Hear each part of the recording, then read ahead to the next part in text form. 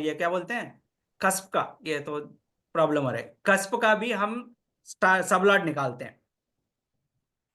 ठीक है जी। तो अभी तो हमें कुछ पता चल गया तो सॉफ्टवेयर कैसे प्रॉब्लम क्रिएट करती है ना। मेरा आवाज आ रहा है? जी। चलो हम थोड़ा सा सब्जेक्ट में चलते हैं अभी। हाँ जी, हाँ जी, आगे चलिए जी बस। सब्जेक्ट में अगर चलते हैं कि तो हम कल बात कर रहे थे, किसके लिए बात कर रहे थे हम, हार्मोनाइजेशन डिटरमिनेंटल तक बात किए थे, है ना। कोई भी ग्रह हार्मोनाइज्ड है तो आपका, तत्क्षण जी बंद कर दो, हाँ। कोई भी ग्रह अगर हार्मोनाइज्ड है तो आपका जो भाव का देना है वो फल दे देता है। अगर डिटरमिनेंटल है तो वो फल नहीं देगा। भाव का हार्मोनाइज्ड वो भाव का फ्रेंड ही मान लो। तो सपोर्टिव हार्मोनाइज्ड कब होता है, भाव में जो प्लैनेट बैठा है और भाव का अधिपति, ये दोनों पकड़ो, ये दोनों किसी के भी साथ में है, वो प्लैनेट हार्मोनाइज्ड है। ये दोनों किसी को ही देख रहे, एस्पेक्ट इनका एस्पेक्ट किसी ग्रह के ऊपर है, वो ग्रह इनके साथ हार्मोनाइज्ड है। या इन दोनों के नक्षत्रों में जो भी ग्रह बैठे हैं वो इनके साथ हार्मोनाइज्ड है। इतना तो क्लियर ना सबको कल। जी। डेट्रीमेंटल कब होता है गोयल जी, चंद्रप्रकाश जी? जब उनका 12वें भाग, 12वां वाला जो होता है। हैं? हाँ, उसके 12वें, समझ में आ गया क्या मैं पूछ रहा था बस। हाँ। तो डेट्रीमेंटल कब होता है कि उसके 12वीं भाव का हार्मोनाइज्ड होता है, 12वीं भाव में बैठा हुआ ग्रह और 12वीं भाव का अधिपति, इन लोगों का होता है वो डिटरमेंटल हो जाता है। तो ये यहां तक हमने कल पढ़ लिया था। अब क्या है कि सिग्निफिकेटर सबलॉर्ड, इन दोनों का क्या रिलेशन है। कोई ग्रह सिग्निफिकेट कर दिया सिक्स हाउस को, वहां चलो ये ग्रह का दशा अंतरदशा आ गया तो उसका काम हो जाएगा, यही सोच है हमारा। मगर सबलॉर्ड ये एक है, वो सबलॉर्ड क्या करता है कि इसको करना है नहीं करना है, वो काम होगा नहीं होगा वो डिसाइड करता है। तो सिग्निफिकेटर क्या करता है, उस भाव का मैटर्स को आपको रिप्रेजेंट करता है, उस भाव का, जिस भाव में बैठा उस भाव का मैटर्स वो सिग्निफिकेटर करता है। सिग्निफिकेटर का काम क्या है, फर्स्ट किसका जवाब देता है, किसका रिजल्ट देता है, उसका स्टार लॉर्ड जिस भाव में बैठा है, नक्षत्राधिपति, नक्षत्राधिपति का तो देता है ना। तो पहले किसका देता है, नक्षत्राधिपति, वो कोई भी प्लेनेट है उसका नक्षत्राधिपति जिस भाव में बैठा है उस भाव का पहले देगा, उस भाव का एट्रीब्यूट के थ्रू इस भाव का रिजल्ट देगा, इसका मतलब। नेक्स्ट, उस भाव का नक्षत्र लॉर्ड का जो ओन हाउसेस है, जिस भाव का वो, जिस राशि का वो अधिपति है नक्षत्र लॉर्ड, उसका जवाब देगा, रिजल्ट देगा। तो इसी हिसाब से सिग्निफिकेटर एंड नक्षत्र लॉर्ड का एक्शन हो जाता है। अब आता है सब लॉर्ड। तो कितना भी वो अच्छा फल देने वाला है, अगर सिग्निफिकेटर सबलॉर्ड, इस भाव का सबलॉर्ड या ये प्लैनेट का सबलॉर्ड किसी भाव का इफेक्ट लेना चाहते हो, उस भाव का सबलॉर्ड इस सिग्निफिकेटर का डिट्रीमेंटल है, वो ग्रह अगर डिट्रीमेंटल है, इसका इसका डिट्रीमेंटल मतलब इस भाव से पहले भाव का रिप्रेजेंटेशन होना चाहिए, हार्मोनाइज्ड हो गया होगा। अगर ऐसा है तो इसका काम नहीं करने देगा। जिस राशि को आप सोच रहे हो इस भाव में है, इस भाव को रिप्रेजेंट कर रहे, सिग्निफिकेट कर रहे हैं, वो मेरा काम करेगा, ऐसे सोचोगे। मगर इनका सबलॉर्ड, उस नक्षत्र उस प्लैनेट का सबलॉर्ड जो है वो डेट्रीमेंटल है तो आपको काम नहीं होगा, अगर हार्मोनाइज्ड है तो काम हो जाएगा। यह है इन दोनों का क्या बोलते हैं कि हार्मोनाइजेशन जो भी है, इन दोनों का बीच का रिश्ता है ये। तो आपका डिसाइडिंग फैक्टर कौन हो गया, सबलॉर्ड हो गया। सबलॉर्ड इज महाराजा, वहां पे वो जैसे बोलेगा वैसे ही रहेगा। तो सबलॉर्ड हमेशा आपका हार्मोनाइज होना चाहिए अगर अच्छा फल आना है तो। ठीक है, कोई भी भाव आपका क्या प्रॉमिस करता है तो वो ही देखते हैं पहले। उस भाव में जो भी ग्रह बैठा है तो उनका सबलॉर्ड भाव का सबलॉर्ड निकालते हैं, वो किसका रिप्रेजेंट कर रहा है, फर्स्ट वो देखना है।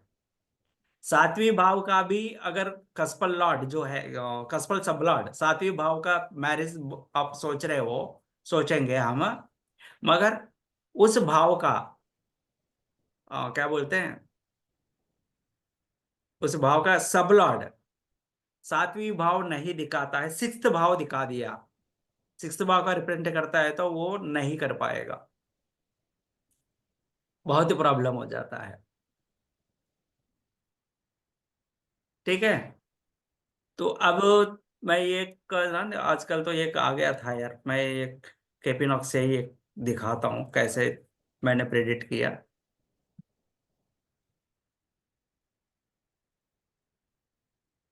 केपिनॉक्स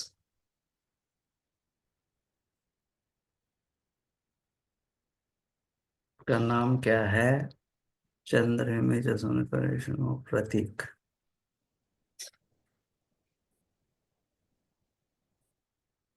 प्रतीक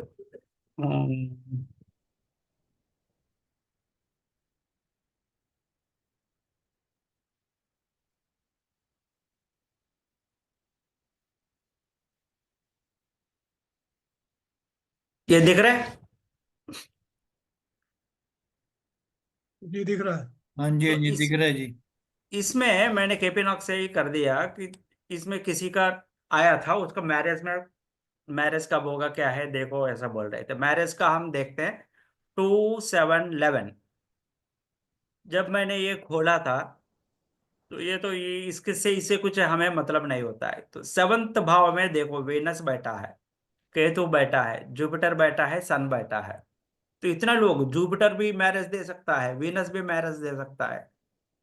तो ये इस चार्ट देखते ही ऐसा लगता है कि हाँ इतना बैठा है तो केतु तो है, दिक्कत देगा। मगर जुपिटर भी बैठा है, वेनस भी बैठा है, तो आपको लगेगा यहाँ पे D1 में तो वेनस है और कुछ प्रॉब्लम नहीं है। वेनस बैठा है तो यहाँ पे भी 11th 12th भाव में कोई नहीं है। इनका मैरिज जनरली क्या लगता है कि मैरिज होगा ही, आज नहीं तो कल होगा, है ना। भाव देख के आपको ऐसा लगता है। तो जब मैंने अंदर चला गया कि इसका देखते ही, सेवंथ भाव का सबलॉर्ड वेनस है। वेनस का नक्षत्राधिपति 7 1 12 3 रिप्रेजेंट कर रहा है, जुपिटर है, गुरु। तो इनको मैरिज होना ही है। मगर यहाँ पे 12th भाव अप्लाई हो रहा है यहाँ पे,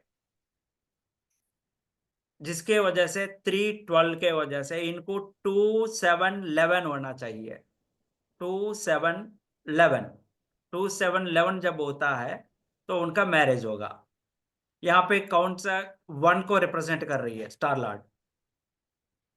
1 क्या हो गया, 2 का डेट्रीमेंटल हो गया। और 12वीं भाव का दिखा रही है, 12वीं भाव का तो अपोजिट हो गया, मैरिज दिखाने के लिए कुछ नहीं है। अगर दशा अंतरदशा कब मैरिज होगा, होना तो है ही है, क्योंकि 7वीं भाव का इफेक्ट है, सब है। तो इतने ग्रह है यहाँ पे। तो मैं यहाँ पे चला गया, तो ये अभी कब होगा इनका मैरिज वगैरह देखा, तो आपको यहाँ पे पता चलता है। मून का अंतरदशा में ये राहु का चल रहा है, ये राहु का सबलॉर्ड है। मून का अंतरदशा में ये 1 को रिप्रेजेंट कर रहे का मतलब यहाँ इस दशा में उनको मैरिज नहीं होगी, क्योंकि ये डेट्रीमेंटल है 2 का। और यहाँ पे सन का दशा चल रहा है, ये मर्क्यूरी स्टार लॉर्ड है, विच इज शोइंग 6 आल्सो। तो इस टाइम पे भी भले ये 7 दिखा रहा है, 6 8 का भी रिप्रेजेंट कर रहा है, डेट्रीमेंटल है और कुछ तो कुछ प्रॉब्लम देगा ही देगा। ये 7 के बाद, 7 की 7 8वीं दिखा रहा है, 8वीं भी।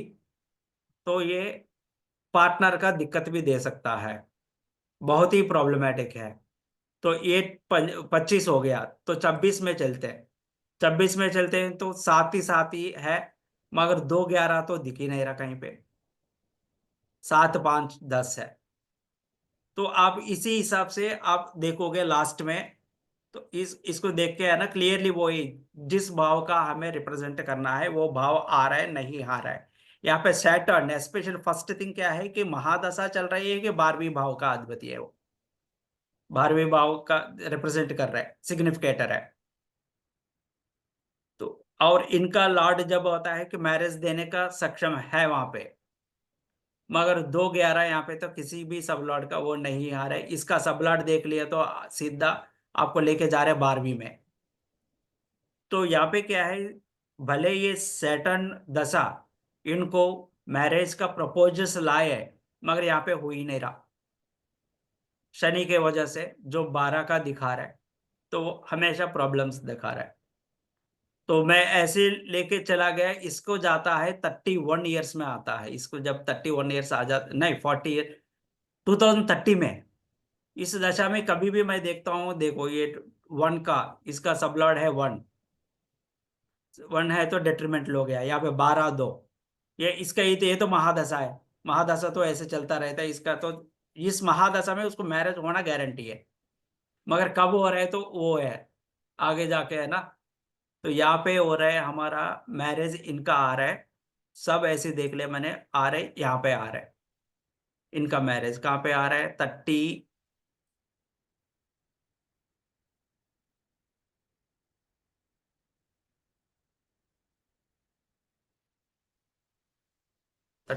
मार्च में, 7-5-11 7-5-10-2-12, 31 का कहीं भी ये देखा था मैंने। तो इसमें आता है का मतलब, इसी हिसाब से आपको है ना डिसाइड करना पड़ता है। जैसे एक्सपीरियंस ज्यादा बढ़ जाती है, आपको 10-15 चार्ट्स देख लेंगे ना, ऑटोमेटिकली यही बता देंगे। इनका प्रॉब्लम क्या है कि मैंने अभी जब डीपली देखा था, इनका है ना मैरिज होना बहुत मुश्किल है, और होता है तो भी इनका वाइफ का हो सकता है डेथ, या डाइवर्स हो जाएगा, या दूर हो जाएंगे, ऐसा प्रॉब्लम्स है, बहुत सारे प्रॉब्लम्स है। वो तो क्लियर कर दे तो वो भी हाँ ही बोल रहे हैं, तो अभी क्या करना है। तो रेमेडीज का तो मैंने कहा मैं रेमेडीज नहीं बोलता, तो किसी को भी दिखाओ आप, तो रेमेडीज में मैं जाता नहीं हूँ करके। चलो एनीवे, अब हम बात कर रहे थे, तो मतलब मैं एग्जाम्पल बता रहा था, वो दिखाती है कुंडली आपका 7th भाव में इतना राशि बैठा है, या कोई भी भाव में इतना राशि बैठा है, तो कोई ना कोई प्लैनेट का दशा में तो उसका इफेक्ट आएगा, ऐसे लगता है ना, है कि नहीं। कोई भी भाव का इफेक्ट देना है, रिजल्ट देना है, तो वो उसमें जो भी 4-5 प्लैनेट्स बैठा है, तो कोई ना कोई तो देगा आपको रिजल्ट, ये लगेगा नहीं लगेगा। सब चले गए क्या? नहीं सर, यही है। अच्छा अच्छा, लगेगा ना। हाँ जी, सुन रहे हैं ये सब। हाँ, मगर यहाँ पे तो अभी समझ में नहीं आया होगा, अभी जैसे मैं बात किया वो चार्ट लेके अननेसरी भी लाया शायद, तो इतना समझ में नहीं आया ना वो। ये अभी सिग्निफिकेटर का क्या है, सबलॉर्ड का मतलब ही वो है कि वो डेट्रीमेंटल है, एक्टिविटी का 7th भाव का डेट्रीमेंटल हो जाता है, तो उस टाइम पे आपको काम नहीं करने देगा, वो एक देखना है। अगर वो हार्मोनाइज्ड भी होता है सबलॉर्ड, तो आपको वो हो जाएगा काम, मगर उसके ऊपर तब हम देखते हैं एस्पेक्ट किसी का है क्या। विदाउट एस्पेक्ट आपने देख लिया, ये क्या बोलते हैं, ये इसको रिप्रेजेंट कर रही है, सॉफ्टवेयर से देख के, है ना। सॉफ्टवेयर वाला भी तो उल्लू नहीं है ना, कि वो सारे वहां पे आपको क्लियरली बनाना का चिल्का निकाल के देने के लिए, वो भी थोड़ा सा लॉजिक्स लगा के, है ना, थोड़ा सा ऊपर ऊपर से बता देते हैं, ताकि आप वो देख के ना गलत प्रोडिक्शन ले ले, तब आपको दूसरों को पकड़ना ही पड़ेगा। वहां पे क्या है, सिर्फ पॉजिटिविटी में ही चले जाता है, 7th भाव का इतना दिखा दिया, हाँ वो हो जाएगा। तो अभी वो केपीलॉगी में जैसे दिखा रहा था, मगर उसका एस्पेक्ट भी हमें देखना पड़ेगा, उसका ऑपोजिट ये सबलॉर्ड का इफेक्ट भी हमें देखना पड़ेगा। तो ये सबलॉर्ड का और सिग्निफिकेटर का वो है। तो अब क्या होता है कि कोई भी प्लेनेट है ना, कभी कभार प्लेनेट का 2 साइडेड इफेक्ट कैसे हो जाता है। तो एक प्लेनेट आपको सही है, मगर एक प्लेनेट, वही प्लेनेट आपका फैमिली में किसी का प्रॉब्लम हो सकता है। अब ध्यान से एक चीज कर लो कि अब हम कोई भी ये प्रिडिक्शंस बगल में रखते हैं। तो फॉर एग्जांपल वास्तु वाले करते हैं, एस्ट्रो वास्तु करके आ जाते हैं लोग, वास्तु भी बहुत करवाते हैं ना घर में भी। जब वास्तु करवाते हो तो एस्ट्रोलॉजिकल देख के आपका ग्रहों का स्थिति के हिसाब से घर में बता देंगे ये करो, ठीक है। मगर घर में से आप अकेले नहीं हो ना, आपका भाव के हिसाब से, आपका कुंडली के हिसाब से कुछ मॉडिफिकेशन किया, वो आपका घर परिवार में किसी का कुंडली का ऑपोजिट है तो क्या करोगे? वो भी उसी घर में रहता है, उसका तो खत्म कर देगी ना वो। जी तो वो वहां पे वो भी टू साइड इफेक्ट हो गया ना वहां पे। तो इसीलिए वास्तु जब करना है तो बहुत ये ऐसे ही वास्तु नहीं करवाना है। तो तभी तो बहुत लोग है ना बुक्स पढ़ के आ जाते हैं ना, तो वो मार खाते हैं वहीं पे। तो वो बता देगा कि तो आपके लिए सही है, मगर आपके लिए सही है तो दूसरों को तो खत्म कर दे रहे। तो घर के वास्तु से बॉडी का वास्तु एक होता है, एक टेक्नोलॉजी है वो हम रेमेडीज में वो बात करते हैं बाद में, वो भी मैं सिखाऊंगा, चिंता मत करो। अब ऐसी एक प्लैनेट ड्यूअल साइड कैसे दिखा सकती है? तो अगर मान लो किसी का जॉब के लिए प्रोफेशन बहुत अच्छा होना है तो क्या कौन सा भाव का देखना है हमें? कौन सा भाव का देखना है? प्रोफेशन में आगे बढ़ना है, जॉब आना है। 6 और 10, सर्विस के लिए 6, 10 प्रोफेशन के लिए। तो प्रोफेशन 10th भाव मान लेते हैं। प्रोफेशन अगर किसी का सही होना चाहिए, 10th भाव लगा दिया। 10th भाव में सन है, 10th भाव में अगर सन रहता है तो सन का दशा अंतरदशा में उसके लिए जॉब 100% आएगी, जॉब तो देगा ही आपका पोजीशन। मगर फॉर एग्जाम्पल वो जुपिटर का नक्षत्र में बैठा है 10th हाउस में, तो और बढ़िया है। तो आपको आपका नॉलेज का हिसाब से बहुत बढ़िया जॉब आ जाएगा, तो आप बहुत खुश रहोगे। समझ लो, 10th भाव में सूर्य है, सूर्य पावरफुल है, जॉब बहुत बढ़िया जॉब देगा। उसके ऊपर से वो गुरु का नक्षत्र में है, गुरु के नक्षत्र में 10th भाव में रहा तो और बहुत ज्यादा हो जाएगा, बहुत अच्छा जॉब मिल जाएगा। गलती से वो गुरु स्टार लॉर्ड का इफेक्ट देता है ना सन, एक साइड से आपको जॉब दे रहे, गलती से वो गुरु जाके आपका 3rd भाव में बैठा है।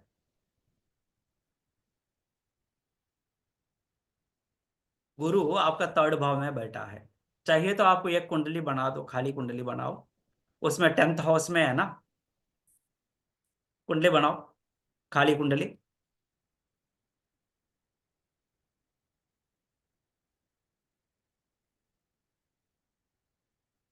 उसमें 10th हाउस में सन डाल दो, 10th हाउस में सन।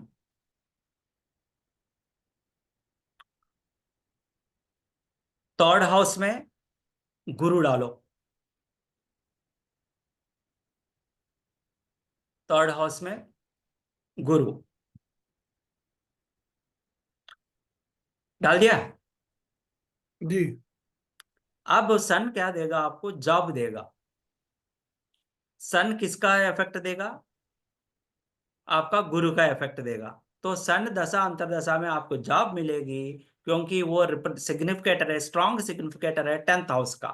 10th हाउस में बैठा ग्रह है ना, वो स्ट्रॉन्ग सिग्निफिकेटर आपको जॉब देगा। मगर वो देना है, गुरु नक्षत्र में बैठा है तो गुरु जिस भाव में बैठा है उस भाव का इफेक्ट देना है, फैसले है ना। और गुरु 3rd भाव में है तो फादर का क्या होगा? आपका कुंडली में गिन लो आप, फादर का क्या होगा? आपने जो कुंडली डाला अभी, 3rd भाव फादर में का गुरु लगा अष्टम दिया भाव, है। फादर का अष्टम भाव एक्टिवेट हो जाएगा। अष्टम भाव है, 7वीं भाव है, अरे सॉरी, सप्तम भाव है, सॉरी। सप्तम भाव हो गया ना। जी जी। फादर का सप्तम भाव 9th से, चंद्रप्रकाश जी 9th से, 9th फादर का है ना। जी तो 9th से वो कौन सा भाव हो गया? सप्तम। 7th हो गया। जी 9, 10, 11, 12, 1, 2, 3, 7th भाव हो गया। 7th भाव क्या होता है? किसी मेडिस का का भी 2-7 क्या है? मारक भाव, बाधक। मारक स्थान है, बाधक नहीं है, मारक है। मारक है, सॉरी। चंद्रप्रकाश दे आदित्य मित्र जी, ये दोनों आपका फादर का मारक स्थान है। ठीक है तो जी। सन दशा में आपको जॉब मिल रहा है, मगर आपका फादर का भी डेथ हो रहा है, आपका मतलब नेटिव जो भी है, तो वहां पे मृत्यु कारक बन गया, वो मारक बन गया वो। तो दोनों को देता है, ये है ड्यूअल इफेक्ट। तो इसके लिए जब रेमडीज करना है तो अलग बात है। तो मगर मृत्यु तो हम रोक नहीं सकते, मृत्यु का रेमडीज करके तो फायदा ही नहीं है। वो एक इफेक्ट है। ड्यूअल इफेक्ट क्या होता है? फेवरेबल टू वन, आपको फेवरेबल है, दूसरा का ऐसे प्रॉब्लम है, और आपको ही फेवरेबल है, आपको भी गड़बड़ है। अगर ऐसा है तो अगर सिक्स्थ भाव ले लेते हैं, जॉब का ही ले लेते हैं सिक्स्थ भाव, वो डिसीज भी देती है उस भाव, उस ग्रह, और आपको जॉब भी देती है, सर्विस भी देती है ना? जी तो ये ड्यूअल इफेक्ट हो जाता है कि, तो हम जब भी बात करेंगे तो दोनों देख के ही, एक का नहीं, एक चीज पकड़ के नहीं बोल पाएंगे, उसी के साथ साथ वो भी देख के आपको बताना पड़ता है। यह है एक प्लैनेट का ड्यूअल साइड इफेक्ट है, इसको कहला जाता है दोनों। और उस टाइम पे आप जब भी रेमडीज करते हो किसी भी प्लैनेट का ये इसका इम्पोर्टेंस क्या है, तो तभी इम्पोर्टेंस होता है कि आप क्या चाहते हो रेमडीज जब करना है, तो किस इफेक्ट को आप चाहते हो, उसी हिसाब से रेमडीज होता है। तो आपको जॉब के लिए अगर उसको स्ट्रेंथन दे दिया, उनका सिक्स्थ में बढ़ के, सिक्स्थ में रह के वो स्ट्रेंथ ज्यादा हो गया, सिक्स्थ से पहले फिफ्थ, फिफ्थ अगर स्ट्रेंथ है, स्ट्रेंथ ज्यादा है सिक्स्थ भाव से, तो क्या करेगा? सिक्स्थ भाव का एट्रीब्यूट्स को वो काटेगी, है ना? फिफ्थ 12th भाव हो गया ना सिक्स्थ जी, का, काटेगी। तो वो जॉब देने में दिक्कत देगी वो।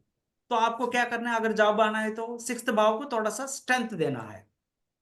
स्ट्रेंथ देना है तो वो क्या करेगी? आपको जॉब भी देगी, at the same time sixth भाव स्ट्रेंथ हो गया तो आपको डिसीज भी देगी। डिसीज को रोकने वाला पांचवी भाव, आप स्ट्रेंथ दे रहे हो सिक्स्थ भाव को, तो पांचवी भाव नीच में आ गया, इससे कम में आ गया, तो पांचवी भाव डिसीज को रिकवर नहीं कर सकती है, तो आपको दोनों आ जाएंगे। तो अब आपका चॉइस है, आपको जॉब इंपॉर्टेंट है या हेल्दी रहना इंपॉर्टेंट है। तो यहाँ इस केस में तो ये दोनों है, और दूसरा केस में दूसरा दो हो सकता है, आपको पैसे इंपॉर्टेंट है या घर से दूर रहना इंपॉर्टेंट है, 2-3 का है ना, ऐसी है। तो ऐसा सिचुएशन में आपका रिक्वायरमेंट जो है उसी हिसाब से हम प्रिडिक्शंस, क्या बोलते हैं, रेमेडीज बोल देते हैं। अब किसी भाव का एलिमिनेशन हमने बात नहीं किया ना, एलिमिनेट कैसे कर सकते हैं हमने अभी, इंपॉर्टेंस सिग्निफिकेटर्स का इंपॉर्टेंस कैसे, कौन किसको देना है इंपॉर्टेंस, वो हमने पढ़ लिया कल, वो सीख लिया ना इंपॉर्टेंस किसका होता है। नक्षत्र में जो बैठा हुआ ग्रह का पहले इंपॉर्टेंस दिया होता है, ये देख लिया ना हमने। अगर ग्रह नहीं है, नक्षत्र के अंदर ग्रह है तो वो पहले इंपॉर्टेंस देना है, अगर नहीं है तो ओनर को देना है, का मतलब प्लैनेट, जो प्लैनेट है उसका, प्लैनेट भी नहीं है तो वहां पे भाव का अधिपति को देना है। इस तरीका से हमने इंपॉर्टेंस कल बात कर दिया। आज ऐसा थोड़ा सा सेकंड रिवर्स इंजीनियरिंग में जाके एलिमिनेट करना, अगर एक ही भाव का 8-10 आ गया सिग्निफिकेटर, 10 नहीं है तो 9 है मैक्सिमम, 8 आ जाते हैं, 8 सिग्निफिकेटर्स आ गया है, तो 8 सिग्निफिकेटर्स से आप पागल हो जाओगे कि तो हर इसमें ये सिग्निफिकेट कर रहे हैं तो हो जाएगा, हो जाएगा। हर बार कोई भी बोलेगा ना फोर्थ भाव का होगा मेरा इस टाइम पे, हाँ नहीं नहीं नहीं हो जाएगा, क्योंकि ये सिग्निफिकेटर है, 8 सिग्निफिकेटर है, नहीं नहीं है ना, ऐसा नहीं है। तो उसमें से कुछ सिग्निफिकेटर्स को एलिमिनेट करना है, आप मैक्सिमम 4 या 5 रख सकते हो, 4 रख लिया तो बराबर है 4 लेवल का सिग्निफिकेशन। तो 4 रखने के लिए अभी आपको किस किस को एलिमिनेट करना है। पहली बात यह है कि राहु केतु राहु केतु को फर्स्ट इंपॉर्टेंस दोगे। अगर राहु किसी प्लैनेट का रिप्रेजेंट कर रही है तो एक प्लैनेट राहु दोनों एक ही का सिग्निफिकेटर है तो उस प्लैनेट को हटाओगे, उस प्लैनेट का जरूरत नहीं है। राहु या केतु जिस भाव का रिप्रेजेंट कर रहे सिग्निफिकेटर्स है उस भाव का साथ में कोई ग्रह भी रिप्रेजेंट करता है तो उसका एजेंट है ना, ये राहु केतु है ना, एजेंट है। उसके साथ में जो बैठा है उस ग्रह का एजेंट है ना, उसी का इफेक्ट देता है। तो इनका साथ में जो बैठा है ग्रह उसको एलिमिनेट कर दोगे आप। आया समझ में? राहु केतु को फर्स्ट इंपॉर्टेंस देंगे और राहु केतु किसको रिप्रेजेंट कर रहे हैं उस ग्रह को हटाओगे। का मतलब किसके साथ बैठा है, किसके ऊपर दृष्टि है, उनको हटाओगे। फर्स्ट पॉइंट ये है। क्लियर? राहु केतु के साथ 8 सिग्निफिकेटर्स है, उसमें राहु केतु है अगर तो उनको फर्स्ट प्रायोरिटी वो छोड़ेंगे नहीं है, उनको दे दोगे। उनके साथ में जो भी बैठा है क्योंकि वो एजेंट जैसा काम करता है, ये किस प्लैनेट को रिप्रेजेंट करता है, उनके साथ में कोई भी बैठा है, चंद्र बैठा है राहु के साथ, मार्स बैठा है तो उनको हटाओगे। Clear first point? हाँ जी। चंद्र प्रकाश जी आप लिखने में लग गए हो हैं? ये ठीक क्लियर है। क्लियर। अब सेकंड पॉइंट है, कोई भी प्लैनेट का, हर प्लैनेट का हम सबलॉट्स भी निकालेंगे। सबलॉट्स अभी लिखवा दे, अभी तो आप के वो आपने भी गड़बड़ लिख लिया होगा ना, तब आपका जो निकाल दिया है तो अदीप मित्र जी को जैसे आ गया ऐसा भी गड़बड़ हो सकता है आपका इसमें। एनीवे सॉफ्टवेयर ढंग से वाला देख के कर लो आप। केपी स्टेलर देख लेना, तब बीच बीच में ऐड आता रहता है मगर आपका यूज सही हो रहा है। अब हर प्लैनेट का सबलॉट निकालोगे, हर प्लैनेट का सबलॉट तो आपको पता है। अब हमें दूसरा पॉइंट में जो जिस प्लैनेट का सबलॉट हम जिस भाव के लिए एक एक इवेंट के लिए हम सोच रहे हैं, हम फॉर एग्जांपल फोर्थ भाव के लिए सोच रहे हैं तो उसमें सिग्निफिकेटर्स आ गया 8। फर्स्ट राहु केतु को रखोगे, राहु को रख लोगे, केतु को दोनों को रख लोगे और उसके साथ जो है उसको एलिमिनेट कर दिया। और नेक्स्ट बाकी प्लैनेट्स में जिसका जिसका सबलॉर्ड इस भाव का, फोर्थ भाव का डिट्रीमेंटल है, जिस प्लैनेट का मतलब फोर्थ भाव का सिग्निफिकेटर प्लैनेट्स में जिस प्लैनेट का सबलॉर्ड फोर्थ भाव का डिट्रीमेंटल है उस प्लैनेट को निकालोगे। सबलॉर्ड को नहीं, उस प्लैनेट को ही निकालोगे।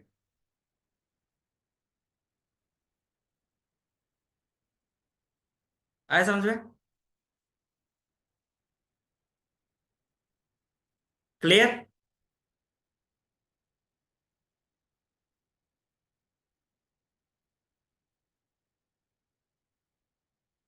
क्लियर ना? रिपीट कर दिए सर। ठीक है। फर्स्ट पॉइंट तो क्लियर है आपका, राहु केतु जी। को फर्स्ट पे इंपॉर्टेंस देना है, राहु केतु के साथ में जो होता है उसको एलिमिनेट करना है। उसको एलिमिनेट करने के बाद जो राहु केतु के साथ में 4-5 बचाए, 4 बचाए मान लेते हैं, 2 को हटा दिया आपने, 7 इंडिकेटर्स है तो एक को हटा दिया, 5 बैठा है। तो उसमें राहु केतु को बगल में रख के बाकी प्लैनेट्स का सबलॉर्ड कौन है देखोगे। वो सबलॉर्ड अगर फोर्थ भाव के लिए हम बात कर रहे हैं तो फोर्थ भाव का डिट्रीमेंटल है, का मतलब वो सबलॉर्ड थर्ड भाव को रिप्रेजेंट करता है तो उस प्लैनेट को हटाना है हमें। ठीक है? ठीक है सर। इसे क्यों कोई बार कर रही हो? डिस्टर्बेंस हो रहा है। हैं? अरे और जिसका दशा चल रहा है उस लॉर्ड को आप 100% प्रेफरेंस देना ही है, प्राइम गवर्नर हो जाएगा ये। जिस दशा चल रहा है, जिसका दशा चल रहा है उसका इंपॉर्टेंस देंगे आप। अगर वो उसका सबलॉर्ड डेट्रिमेंटल है, जिसका दशा चल रहा है उसका सबलॉर्ड उस भाव का डेट्रिमेंटल है, तो क्या मीनिंग आ जाता है कि वो उस दशा में बिल्कुल होगा ही नहीं है। का मतलब उस भाव का, उस दशा जो जिसका दशा चल रहा है उसका सबलॉर्ड डेट्रिमेंटल है, तो उस दशा में उस भाव का इफेक्ट आपको आएगा नहीं, कोई भी कुछ भी आए, कोई भी सबलॉर्ड आए, कोई भी आए।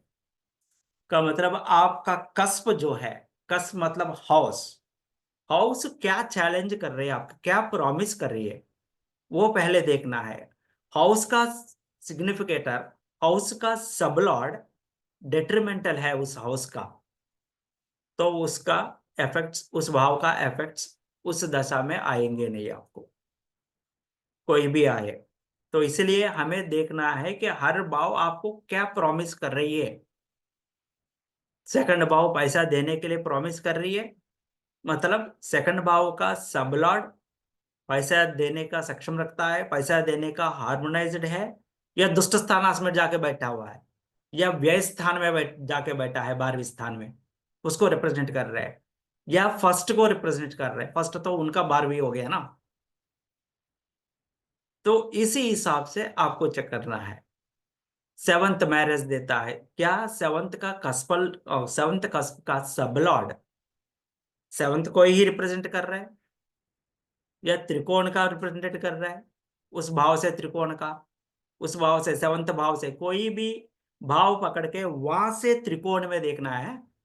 तो हम जनरली 159 कुंडली का देख लेते हैं ना, जब इवेंट्स बात करते हैं हम, तो जिस भाव के बारे में बात कर रहे हो आप वहां से 159 देखोगे, तो वहां से त्रिकोण का स्टेटस में है, या उस भाव से सिक्स्थ में दुष्ट स्थानास, उस भाव से, कुंडली का नहीं, ये माइंड में घुसा देना।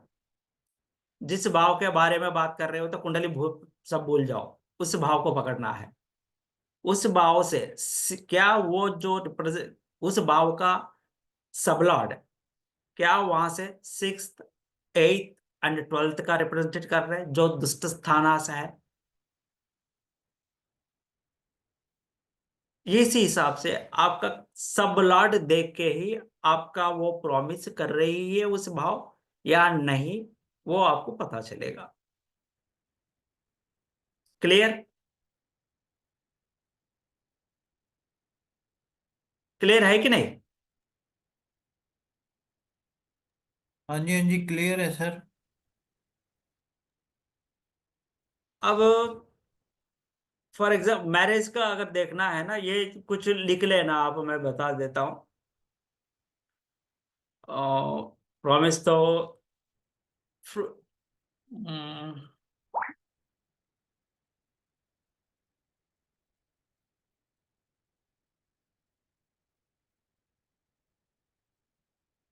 फॉर एग्जाम्पल लॉन्गेविटी देखना है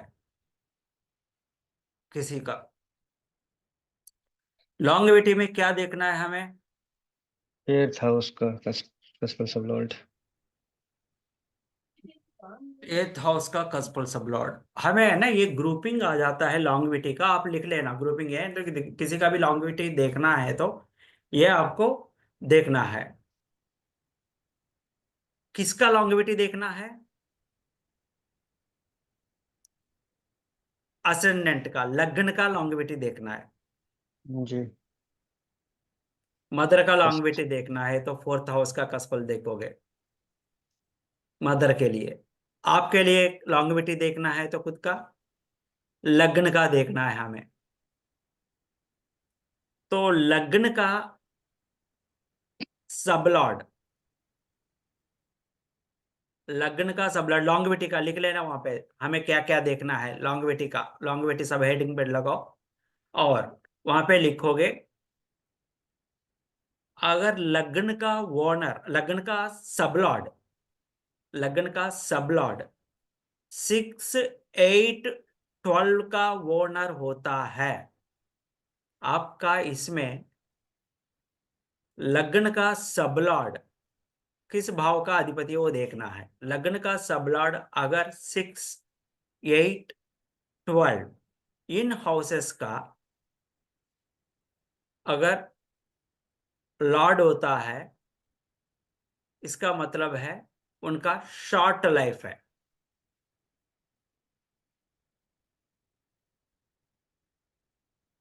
शॉर्ट लाइफ है। तो एक देखें एग्जांपल।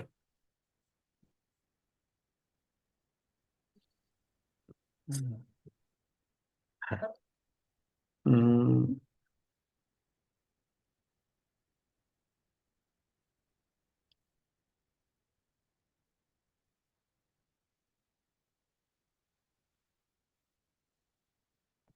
मेरा सब जब जब जन्म हुआ था तो मैं अल्पायु था उस समय। हाँ तो आपका तो वो है ना, बालारिष्टा है, जी बालारिष्टा था ना।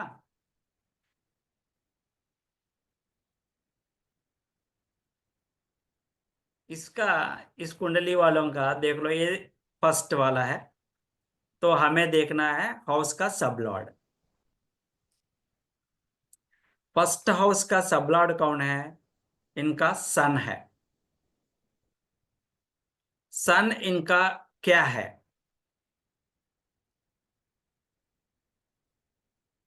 ये शेयर करता हूं तो ये स्लो हो जाता है सिस्टम। सन कहाँ का अधिपति है? सन है ये 6th भाव का अधिपति है। सन यहाँ पे 5 है ना,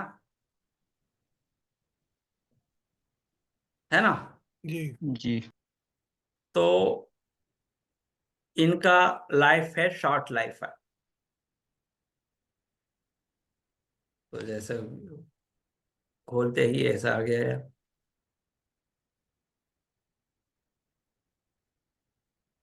वो देखोगे आप।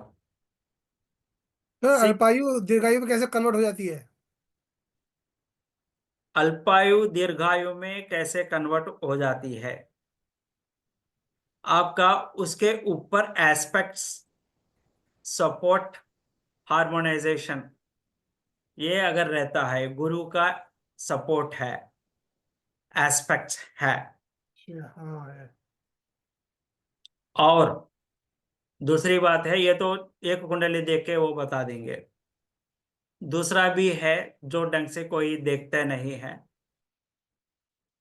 उनका वाइफ, उनका चिल्ड्रन, उनका अगर है तो उनके साथ लिविंग में है तो मदर फादर का, इनका कुंडली का प्रभाव भी रहता है।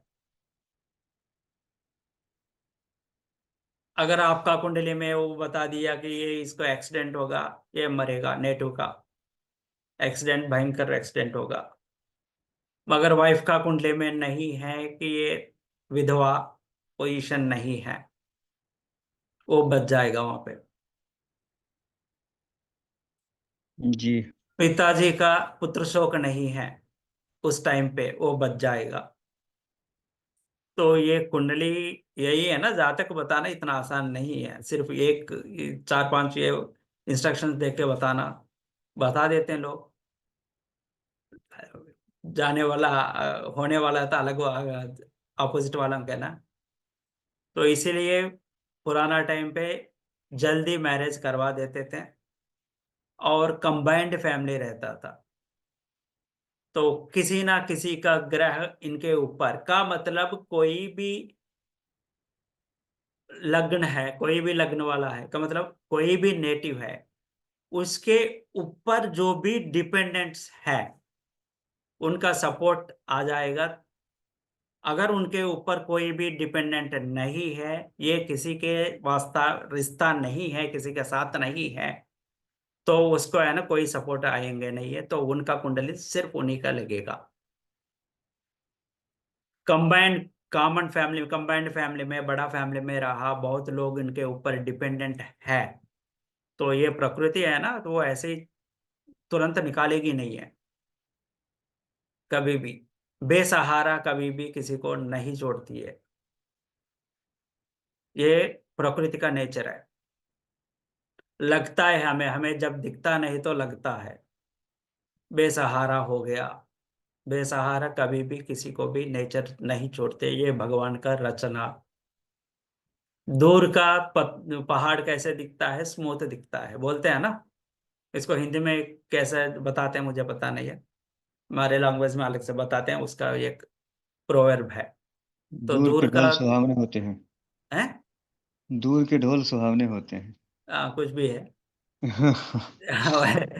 ऐसे है ना कि तो हमें लगता है, मगर प्रकृति कभी भी किसी का बेसहारा नहीं छोड़ती है। अगर गलत कर दिया उसको मारते नहीं है, और बहुत बहुत बेसहारा नहीं छोड़ते हैं, मगर अपमान करवाती है प्रकृति।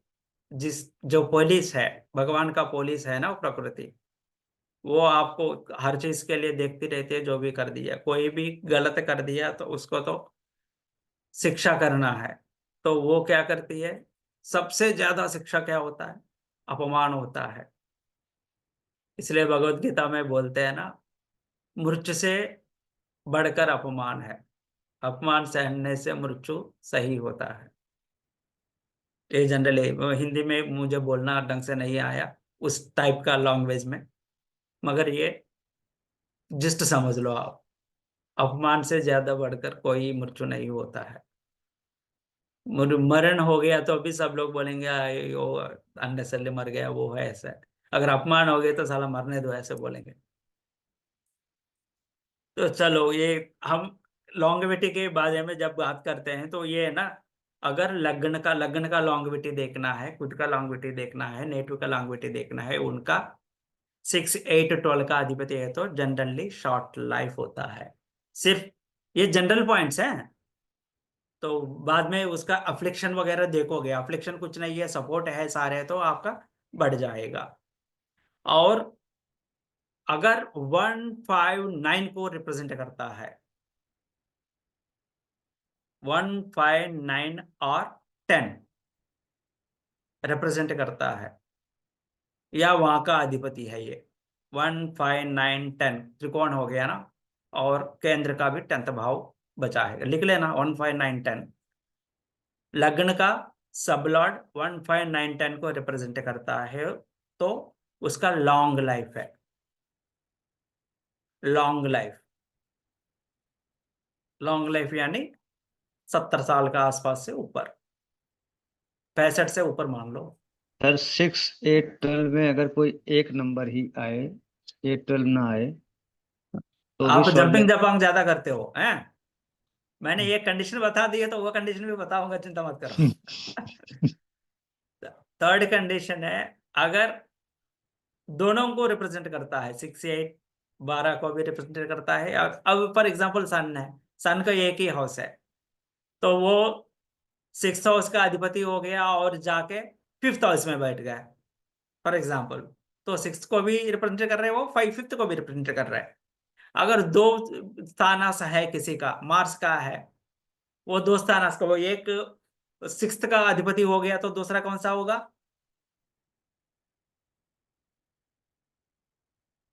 एक 6th का हो गया तो मार्स का, एक 6th का अधिपति है, दूसरा कौन सा होगा? फर्स्ट का हो जाएगा। फर्स्ट का। नहीं, एक अगर 6th का है तो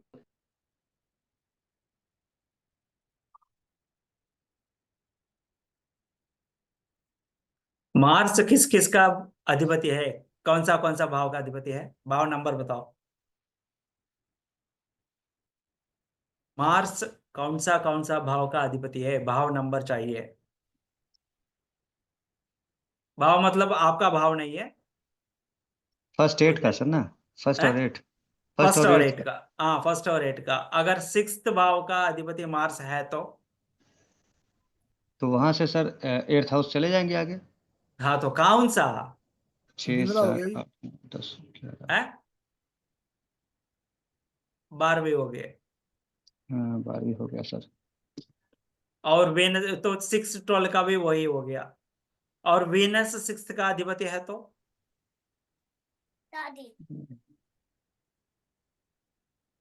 वेनस सिक्स्थ का अधिपति है तो सेकंड हाउस, नेक्स्ट हाउस कौन सा भाव का होगा?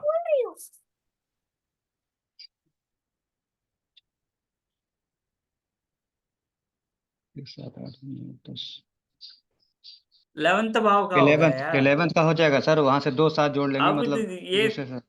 इतना तो अभी तक तो मुंह में आना चाहिए, नहीं सर, वो भाव थोड़ा सा नंबर काउंट, वगैरह। जी थोड़ा सा काउंट में देखें। तो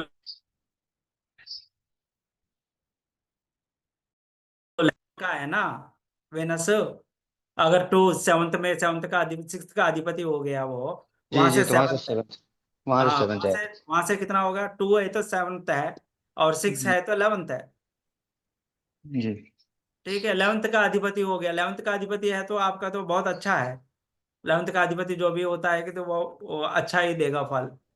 तो ऐसे ही आपको दोनों का अगर रिप्रेजेंट करता है, 1 5 9 10 और 6 8 12 का, जो किसी का भी दोनों का करता है तो वो मीडियम वाला है। तो शॉर्ट लाइफ होता है 35 ईयर्स के नीचे, 33 ईयर्स कुछ लोग बोलते हैं, 35 कुछ लोग बोलते हैं, 35 के ईयर्स नीचे, और 35 to 65 मीडियम है, 65 के ऊपर लॉन्ग लाइफ है। तो वो देखते ही एस्पेक्ट बाद में भी देखना है, एस्पेक्ट देख के वो क्लियर करना है। फॉर एग्जाम्पल ये देखना है, नहीं देखना है। फोर्थ कस्पल का, किसी का भी, आपका फोर्थ कस्प का सबलॉर्ड कौन है? आपका फोर्थ कस्प का सबलॉर्ड।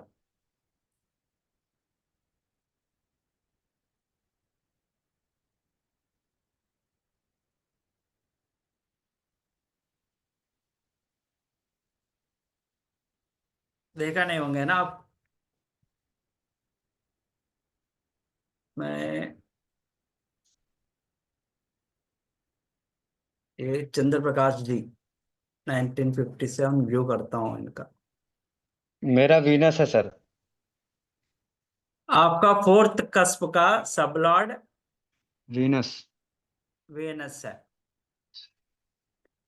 तो अब वेनस कौन सा भाव का अधिपति है? फोर्थ लॉर्ड का सबलॉर्ड लिया हमने। हम्म। अब ये मुझे बताओ कि आपका वेनस किस भाव का अधिपति है? 2 भावों जी, का अधिपति है, किस किस भाव सेकंड का अधिपति? सेकंड और 7th का। सेकंड और 7th का। 7th भाव फोर्थ से कौन सा भाव है? 7th भाव 4th से, 1 2 3 4th हाउस हुआ। फोर्थ भाव है। और दूसरा भाव कौन सा है? सेकंड। दूसरा भाव है सेकंड जी। सेकंड फोर्थ भाव से कौन सा भाव है? 11th। 11th हो गया, फोर्थ और 11th हो गया, इसका रिप्रेजेंट कर रहे हैं, जी है ना?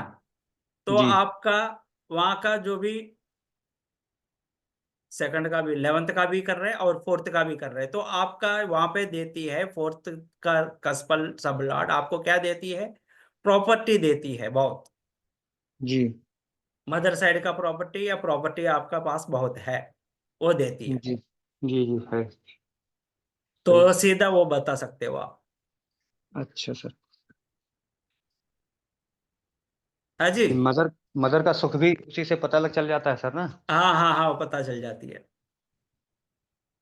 तो इसी हिसाब से आप ले सकते हो, एक किसी भाव का सबलॉर्ड देख के वो क्या क्या दे रही है आपको, नहीं दे रही है। चंद्र प्रकाश जी, आपका मदर, ये फोर्थ का सबलॉर्ड कौन है? देख नहीं पाया सर। देख नहीं पाया। अच्छा मुझे ये भी बताओ कि शतक्ष जी, फोर्थ आपका कौन सा राशि है? मूवबल है, स्थिर है, या ड्यूएल है?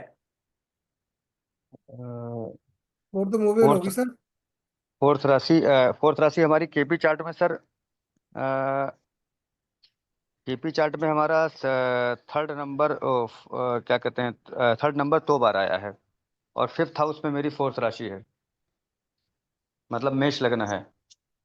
अच्छा, मेष लग्न है, फोर्थ का है तो फोर्थ ही हो गया, तो वो आपका मूवबुल हो गया। मूवबुल का बाधक स्थान आ जाता है 11वीं। हम्म। टी मदर का प्रॉब्लम देने वाला भी वही है। अच्छा, जो आपने शुरू में बताया था। हम्म। फोर्थ लॉर्ड सब लॉर्ड कौन है आपका? 11वीं, फोर्थ प्लेस से 11वीं भाव का रिप्रेजेंट कर रहे। फोर्थ भाव आपका मोबुल है, मोबुल राशि का है। मोबुल राशि का 11वीं भाव बाधक स्थान है। तो उस ओ, दशा में मदर को बाधक हो जाता है। सब लॉर्ड कौन है? वीनस। वेनस, शुक्र। शुक्र जी, अंतरदशा या प्रत्यंतर दशा या शुक्र महादशा में मदर का प्रॉब्लम है। देखता हूँ सर, एक सेकंड। हाँ। सर तो लेकिन मर्क्यूरी मर्क्यूरी के दशा में प्रॉब्लम, मर्क्यूरी के दशा में दिक्कत आई थी सर। दिक्कत आई थी। मेरकुरी भी रिप्रेजेंटेट करता होगा कहीं पे। मेरकुरी कौन सा भाव का रिप्रेजेंट करता है? मर्क्यूरी मर्क्यूरी सर, तीन मेरी छः, मेष लग्न में है और मर्क्यूरी मेरा, 3 6। हाँ, 3 6 को रिप्रेजेंट करता है। 3 का करता है। 3 को कर दिया तो आप हो गया ना भाई। जी, आपका तो मदर को फोर्थ निगेट करेगा। फोर्थ का नेगेट करता है वो। जी, निगेट कर दिया। तो वहां पे हो गया ना प्रॉब्लम। जी जी बिल्कुल, वो मैंने देखा था। हाँ, तो उसी हिसाब से आपको जी क्लैरिटी लेना है। निकुंज जी, एक सेकंड ना जी। निकुंज जी। हाँ जी। अच्छा अच्छा, आप भी यहाँ पे? अरे यार, मुझे तो दिखता नहीं है यहाँ पे। आपका अनम्यूट पहले था। आपको अनम्यूट निकुंज जी कहाँ है? अनम्यूट कहाँ से करते हैं भाई? अंजू सतीश निकुंज गिरिजा जी, अलाउ टू टॉक। अच्छा, निकुंज जी अलाउ टू टॉक। और कौन है? जी थैंक यू सर। मैं आप? कम से कम आधे घंटे से मैसेज भी कर अच्छा, रहा हूँ तो ग्रुप मैं में। सोच रहा था फास्ट अनम्यूट। मैं मैं ग्रुप में सोच भी रहा था, मैसेज करेगा ही। सबको हम्म। कोई नहीं है यहाँ पे। मुझे दिखता भी नहीं है यहाँ पे। वो उसने वो है तो पता चल जाता। आप बताइए अभी। हाँ हाँ, आप दिख रहे, सब दिख रहे है ना? जी पहले जी तो जी। दिख नहीं रहा था कोई भी मुझे, तो इसलिए प्रॉब्लम हो गया। सर मैं ये चलो। कह रहा था कि मान लीजिए अगर फोर्थ हाउस का जो हम सब लॉट देख रहे हैं हम्म। और जो आप मदर वाला बता रहे हैं, अगर वो मिसमैच हो रहा है फिर उसके मतलब फिर तो हमें बीटीआर करवाने की जरूरत है इसके अकॉर्डिंग ना। हाँ जी, डीपीआर करवाना पड़ता है। एक्चुअली डीपीआर मैं पसंद नहीं करता यार। डीपीआर सर फिर कैसे एक्यूरेट मतलब फिर कैसे पता लगेगा, जैसे आपने अभी बताया कुछ कुछ रिलेट हो रहा है लेकिन पूरा नहीं हो रहा है, तो फिर उसके मतलब वो तो आपको फिर डीपीआर प्रिडिक्ट बोल करेगा। देते हैं कि तो आपका क्या बोलते हैं, बीटीआर में क्या है आपका एक उम्मीद है। हाँ, बीटीआर करवा दिया मैंने करके बीटीआर से। और क्या पता है उसने जो बताया वो सही है कि नहीं। ये अगर ये 1 2 मिनट का अंतर होता है तो वो ऑलमोस्ट बता देगा। बीटीआर करना भी इतना आसानी से वो बता दे रहे हैं ना जो सिस्टम। 5 मिनट में बीटीआर जी बता देगा। वो बोलेगा कि यही सिस्टम है, ये बीटीआर ही होगा। तो आपको तो अब वो हाँ या ना, वो सही है ही करना। आपके पास है टूल कुछ कंफर्म करने के लिए नहीं है। तो मैंने बोल दिया कि आपने मुझे मेरे ऊपर उम्मीद रखा, ये बड़ा पंडित है, वो है, ये है। मैंने बोल दिया आपको फेस जी। देख के ही मैंने बीटीआर कर दिया भाई कि तो आपका तो, आपका जो टाइम बता रहे हो 6 बजे है ना, 6 बजे नहीं, 6 बजे 10 मिनट हो गया आपका बोल दूंगा। आप मुझे क्रॉस करके वो सही है कि नहीं कैसे पता चलेगा आपको? नहीं वो नहीं पता लगेगा लेकिन हम लोग बता सकते हैं ना इवेंट के थ्रू कि ये वाला इवेंट हाँ, तो हुआ है, जब ये वाला तक वो, इवेंट मैं हुआ है। वही बोल रहा हूँ, तो ये पॉइंट ही तो मैं बोल रहा हूँ। 5 मिनट में 10 मिनट में आपको बीटीआर कर देता है तो वो तो बिल्कुल गलत है। करने वाले हैं बहुत लोग, देखा मैंने वीडियोस में भी बोलते रहते हैं कि बीटीआर 10 मिनट में कर देते क्लियरली। वो नहीं है। तो बीटीआर करना है तो आपको इवेंट्स पूछना पड़ेगा। वो इवेंट्स के साथ आपको मिलाना पड़ेगा। तो मिला के वो इवेंट सही हो रहे नहीं हो रहे तब है। नहीं तो वो डेट देख लिया तो बाद में आप उस डेट पे कुंडली बनाओ। उन्होंने, मैंने एक टाइम बता दिया, वो टाइम पे आप कुंडली बनाओगे, बाद में आपका मैच करता रहोगे। नहीं है तो नहीं सर, ये नहीं होगा, दूसरा बता दो। ऐसा नहीं होता है। इससे बढ़िया है ना प्रश्न शास्त्र, होरा शास्त्र जो है ना वो परफेक्ट है। अच्छा अच्छा ओ। सर बीटीआर के होरा सीखना ही है। ये डेट ऑफ बर्थ वगैरह जो है ना, ये कुंडली वगैरह आप सीख लोगे, इजीली बताओगे सबको। मगर होरा अगर आपका हाथ में आ गया, वो भी थोड़ा सा डिस्कस कर देंगे हम। होरा कैसे रूलिंग प्लैनेट्स लेके कैसे करते हैं, वो होरा हो गया ना तो इजीली आपको किसी को भी बता सकते हो। छोड़ दो, अभी लॉन्गेविटी के लिए हमें देखना बीटीआर होता है। क्या है वैसे? हाँ जी। बर्थ बीटीआर टाइम होता क्या है? रेक्टिफिकेशन। बीटीआर अपना मतलब बर्थ जन्म का टाइम संशोधन रेक्टिफिकेशन। करवाना। बर्थ टाइम रेक्टिफिकेशन आपका 2 मिनट इधर उधर हो गया ना, उससे पता तो चल करो जाती सर। है। वैदिक में भी है, वो क्या बोलते हैं, 21 वर्ग जो होता है ना, 51 वर्ग, ये 24D है ना, 24D। हम्म। उसमें आपका लग्न का अधिपति उसमें 159 में होगा। अगर ऐसा है तो आपका कुंडली सही है, आपका टाइम सही है। ऐसे एक दो पॉइंट्स है हाँ उसमें। सर, अगर लगन का सब लॉर्ड और नवम नवम का सब लॉर्ड अगर सेम होता है तो वो होता है बीटीआर के अकॉर्डिंग उसमें। एक एक वाले एक्सपीरियंस के हिसाब से एक एक तरह से बता देते हैं। एक्चुअली बीटीआर ऐसे नहीं बोला गया था। वो बीटीआर के बारे में भी मैं बताऊंगा कि केपीजी का बीटीआर क्या होता है। कि ये टेक्नोलॉजी जो है कि जैसे जैसे एक्सपीरियंस आ रहे हैं लोगों को, तो अपना एक्सपीरियंस जोड़ के थोड़ा सा मॉडिफिकेशंस करके चल रहे। केपीजी भी अपना एक्सपीरियंस जोड़ के उनका मॉडिफिकेशन जो भी है इजी वे में भी बोल के चला गया। मगर KPG is never be equal to वैदिक, वो पराशर जी, ये ध्यान रख लीजिएगा। तो वो कभी भी उनके तुलना में आप इक्वल नहीं कर सकते हो आप।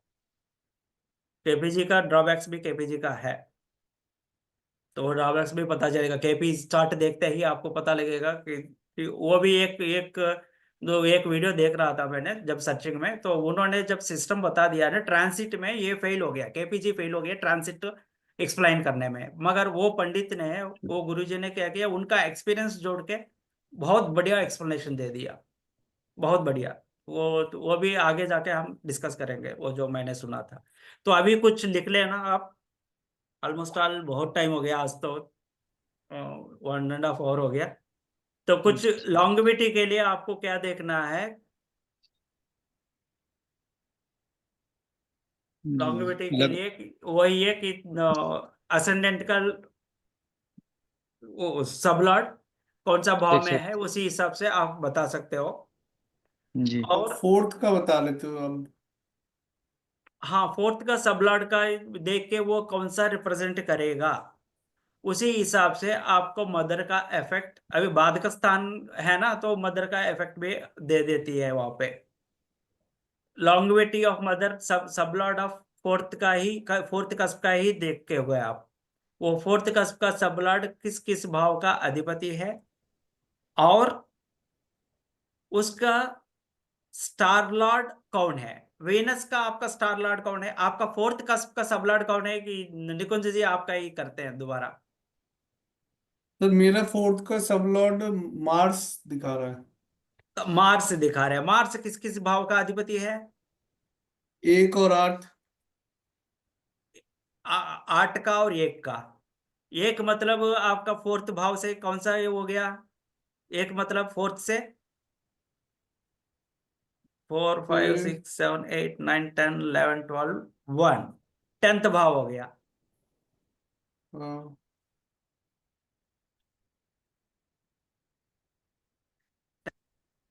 10th भाव है। जी 10th हो 7 जाएगा। 8 9 10। हाँ जी, मार्स 10th ही है। मार्स फर्स्ट का ही है। जी मेरा मेष लगन है ना। अच्छा अच्छा, 1 और 8 का हो गया आपका, 1 और 8 का हो गया, तो मदर से आपका ये वास स्थान से आपका 10वीं स्थान हो गया, और 5वीं स्थान हो गया, 5वीं स्थान हो गया। तो वो सबलॉर्ड, तो मदर का यो जो सबलॉर्ड है उनका बच्चों का और फेमस होने का, इसका सपोर्ट करती है। उस सबलॉर्ड जब भी होता है, मदर का बच्चा और मदर का फेमस का मतलब बच्चे का थ्रू मदर का अच्छा नाम भी आ सकता है उनका दशा अंतरदशा में, ये एक दिखाती है। मगर इसका सबलॉर्ड कौन है, स्टार लॉर्ड कौन है, सॉरी, किसका सर, फोर्थ का? मार्स का। अच्छा, मार्स का भी बताता हूँ सर, 2 मिनट। मार्स का है, मार्स का सर सब लॉर्ड तो राहु दिखा रहा है। सब लॉर्ड नहीं, star lord. Star lord cell. Star lord, star lord कहाँ लिखा है? 2 मिनट में बताता हूँ। मैंने बाकी लोगों वीनस है को भी सर, बता देता वीनस। हूँ। Venus Venus. शुक्र का है, ओन करता है कौन सा हाउस ओन करता है शुक्र? 2 और 7, मेरा मेष लगन में तो। हाँ, 2 और 7। 2 कौन सा भाव होगा, फोर्थ का? फैमिली, वो 2 उसका होगा 11th भाव। 11th भाव। 11th भाव हो गया तो वो बाधक स्थान हो गया। हम्म, मदर का बाधक स्थान रिप्रेजेंट कर रहे हैं star Lord of cusp Lord, fourth cusp का लॉर्ड, जो कस्पल लॉर्ड जो है फोर्थ कस्प का सब लॉर्ड, उसका स्टार लॉर्ड है आपका बाधक स्थान का दिखा रहे, तो मदर का लाइफ थोड़ा सा आपका बर्थ होने के बाद शॉर्ट है, ऐसा मीनिंग आता है। अगर उसके ऊपर एस्पेक्ट्स वगैरह सही है तो लॉन्ग है, नहीं तो शॉर्ट लाइफ, ऐसा आता है, बाधक स्थान को रिप्रेजेंट कर रही है। और किस भाव का है, एक तो 11वीं वेनस, और 2 और 7 का है सर। 7 मतलब कौन सा हो गया, 4 5 6 7, फोर्थ भाव का हो गया, फोर्थ से फोर्थ का, मदर का मदर हो गया, वहां पे मदर का प्रॉपर्टी वगैरह वहां पे दिखाती है। तो इसी हिसाब से आपका लाइफ, मदर का लाइफ देख सकते हैं। पर मेरी मदर मदर का की तो सर भाव अभी का डेथ हुई है, थोड़े दिन पहले, मतलब अभी 1-2 साल पहले ही हुई है। गुजर गए थे, हाँ जी। गुजर गए थे। हाँ हाँ, अभी 1-2 साल पहले गुजरे हैं, जब मेरी जुपिटर में राहु की दशा चली थी तब। जुपिटर में राहु का दशा जब चल रही थी। जी। अच्छा, जुपिटर के फोर्थ भाव का मार्क स्थान कौन सा होगा, फोर्थ भाव का मार्क स्थान, फोर्थ भाव का मार्क स्थान कौन सा होगा? 5 और 4 5 6 7 8 9 10, 10th भाव, 5th और 10th भाव, है ना? 2 और 7 मार्क स्थान है मदर का। जी। मदर पोजीशन से 2 और 7 स्थान अगर पकड़ लिया आपने, 5th और 10th, है ना? इन भाव का लॉर्ड्स या वहां पे स्थित ग्रह जो भी है, राहु कहाँ पे है आपका? राहु तो सर मेरे लगन में है। लग्न में ही है। अच्छा हम्म। अच्छा, तो सबलॉर्ड और के साथ, और सबलॉर्ड जिस केपी केपी चार्ट में वो 12th में चला गया। केपी चार्ट में 12th में चला गया। चलो, आपका चार्ट्स जब निकालते हैं ना, तब सारे हर एक बंदा का चार्ट निकाल देते हैं। और फॉर एग्जाम्पल ये भी लिख रहे हैं, हेल्थ के लिए किसी का भी हेल्थ देखना है, कुछ ग्रुपिंग्स में बता देता हूँ अभी, तो बाद में बाकी कल देखते हैं। तो अगर किसी का भी हेल्थ देखना है तो आपको कॉन्सेप्ट तो समझ में आ रहा है ना, तो किसी का भी भाव का, जी। उसका जी। कस्पल लॉर्ड का एक्शन पता चलेगा आपको, उसका भाव का सबलॉर्ड जो है, उस भाव का सबलॉर्ड जो है वो उसके ऊपर डिपेंडेंट है, वो कहाँ का रहता है, कहाँ कौन सा इसका रिप्रेजेंट करता है। अगर सबलॉर्ड इनका जैसे ये शतक्ष जी का प्रॉपर्टी है, तो का मतलब सबलॉर्ड वहां पे 11th भाव का कर रहे हैं, तो उनका और फोर्थ भाव का कर रहे हैं, फोर्थ भाव से फोर्थ भाव का रिप्रेजेंट कर रहे हैं, तो मदर साइड से प्रॉपर्टी और उनके पास प्रॉपर्टी का, तो वो सब ऐसे इसी हिसाब से हमें कैलकुलेट करना पड़ता है।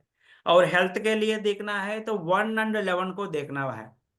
अगर असेंडेंट का, हेल्थ तो लग्न का है ना, तो असेंडेंट का सबलॉर्ड 1 और 12 का देखता है तो नॉर्मल हेल्थ है, बहुत अच्छा रहेगा। अगर वो सबलॉर्ड रिप्रेजेंट कर देता है 6 8 12 में बाधिक स्थान या आपको मार्ग स्थान नहीं, अगर मार्ग स्थान कर दिया तो आपका मरण का जो प्रॉब्लम हो सकता है। और डिसीजेस वाला कर दिया 6, 8, 12 में रहा तो 6 रहा तो सिकनेस डिसीज दिखाता है, हमेशा सिक रहता है बंदा। और 8 का रिप्रेजेंट करता है सब लॉर्ड ऑफ फर्स्ट, तो आपका ना डेंजर कर देता है। और वो अकल्ट नॉलेज तो देगा, तो मैं एक ही बता रहा हूँ, एक साइड हेल्थ का रिलेटेड हम बात कर रहे हैं तो हेल्थ का रिलेटेड मैं बता रहा हूँ, तो दूसरा भी देता है तो देता है। जब अकल्ट नॉलेज के लिए बात करेंगे तभी भी मैं ये बोलूंगा फर्स्ट भाव का कसबल लॉर्ड अगर 8 भाव को देखता आता है तो उसका अकल नॉलेज में बहुत नॉलेज जो रहेगा, ये इच्छा रहेगा। ऐसा भी हम बात कर रहे हैं हेल्थ के बारे में, हेल्थ के बारे में तो यही देखना है। 6th भाव तो डिसीज देगा, और 8th भाव तो आपको डेंजर देगा, डेंजर टू लाइफ देगा या एक्सीडेंट्स वगैरह देगा, मार्स अगर ऐड हो गया तो। और 12th भाव को रिप्रेजेंट कर दिया वो फर्स्ट का, तो वो बेड रेस्ट वाला का मतलब हॉस्पिटलाइजेशन होने का। Thank you. तो बेड रेस्ट रोशन जी, आप ये किसका है? तो बेड रेस्ट लेने का चांसेस है, तो फर्स्ट का लॉर्ड सब लॉर्ड। ऐसे अगर डिसीज के लिए देखते हैं तो वो 6th कस्प का देखना है। अगर 6th का डिसीज फर्स्ट कस्प का सब लॉर्ड 6th को रिप्रेजेंट कर दिए तो लग्न वाला का मतलब नेटिव का डिसीज है। अब हम डिसीज के बारे में पकड़ रहे हैं, फर्स्ट हेल्थ का पकड़ना है तो फर्स्ट का पकड़ लिया, डिसीज का पकड़ना है तो 6th का। तो 6th सब लॉर्ड किसको दिखाना है? अगर डिसीज आना है तो कौन सा भाव को रिप्रेजेंट करना है? लग्न एट को। अच्छा लगन को। नेटिव का है ना, नेटिव मतलब लग्न हो गया। लग्न का सब लॉर्ड 6th दिखाए है, डिसीज आने का चांसेस है और सर्विस भी आने का चांसेस है, जॉब में चलने का चांसेस है, जब चाहिए तब पैसे उधार मिलने का चांसेस है। और अगर पॉजिटिव में है तो शत्रुओं के साथ कंपटीशन में जीतने का चांसेस है, शत्रुओं के साथ भिड़ सकता है, शत्रुओं का पराजित कर सकता है, ये सारे है। या नेगेटिव में है तो वो सारे उल्टा है। और 6th cusp Lord, 6th cusp का सब लॉर्ड का मतलब डिसीज देने वाला किसको रिप्रेजेंट करता है? उसको डिसीज है। 1 को रिप्रेजेंट कर गया तो नेटिव का डिसीज देता है, और 4th को रिप्रेजेंट कर दिया तो मदर को डिसीज देगा, 9th को रिप्रेजेंट कर दिया तो फादर को डिसीज देगा, 3rd को रिप्रेजेंट कर दिया तो छोटा भाई को डिसीज कर देगा। इस हिसाब से अगर 2nd भाव को कर दिया तो फैमिली, ऐसा नहीं, वहां पे तो वो चले जाओगे इसमें आपका पार्ट ऑफ द बॉडी, कौन सा पार्ट पार्ट का वहां पे है? आइस का, तो आइस में यस। प्रॉब्लम देगा। तो right I for gents, left I for ladies, वहां पे 2nd भाव है ना।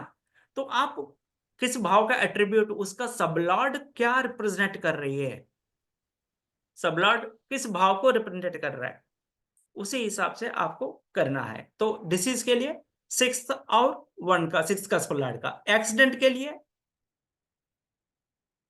के लिए क्या करना है आपको? किसको एक्सीडेंट होना है? नेटिव का सर होना है। 1-8 नेट है 1-8 शो करेगा ना? 1-8 राइट। तो नेटिव का एक्सीडेंट होना है, नेटिव मतलब फर्स्ट, उसका सब लॉर्ड 8 को अगर रिप्रेजेंट करता है तो उसका एक्सीडेंट होने का चांसेस है। अगर 8वीं सब लॉर्ड 1 को करता है तो नेटिव को कैंसर एक्सीडेंट करेगा, 4th को रिप्रेजेंट करता है मदर को एक्सीडेंट करेगा, 9th को कर दिया तो फादर को कर देगा। इसी हिसाब से आपको उल्टा गिल्टा देखना। तो उसका सब लॉर्ड यहाँ पे आ गया तो क्या है? 4th का सब लॉर्ड 8 दिखाता है तो मदर को वो है एक्सीडेंट है। ये 8th का सब लॉर्ड 4th को दिखाता है तो मदर को प्रॉब्लम है। ये सब क्लियर है ना, सब लॉर्ड का एक्टिविटी कैसा हो रहा है? ठीक है सर जी। फोर्थ का अगर एट्थ दिखाएगा तो मदर को एक्सीडेंट हो सकता है। अगर एट्थ का 4 दिखाएगा तो दोनों तो में भी सेम यही लगभग है, हो। अच्छा। तो ओके भी वही है। तो सर दोनों ओके। एक दूसरे का देखेंगे, मतलब 8th का भी सब लोड देखेंगे, 1 का भी देखेंगे, देखना है दोनों। नहीं नहीं, किसका हेल्थ देखना है? आप सिर्फ डिसीज को देखना है, या सिर्फ डेंजर को देखना है, या किसी बंदा का डिसीज डेंजर देखना है? अगर डेंजर कहाँ कहाँ फैल रहा है देखना है तो डेंजर वाले को पकड़ के कसको लॉट देखोगे वो कहाँ कहाँ फैला हुआ है। मदर को रिप्रेजेंट कर रहे हैं, फादर को रिप्रेजेंट कर रहे हैं, पर्सन को रिप्रेजेंट कर रहे हैं, डेंजर कहाँ कहाँ फैला हुआ है देखना है। तो डेंजर भाव को पकड़ोगे। मुझे डेंजर है, फादर का डेंजर है, ऐसा सोचोगे। मुझे सोचोगे, लग्न पकड़ोगे। मेरा मदर का डेंजर देखना है तो फोर्थ को पकड़ोगे। फादर का डेंजर पकड़ना है तो देखना है तो फादर को पकड़ोगे। या सिर्फ डेंजर किसको डेंजर है देखना है तो डेंजर को पकड़ोगे। कहां पे जा रहे हो तुम बताओ। आया समझ में?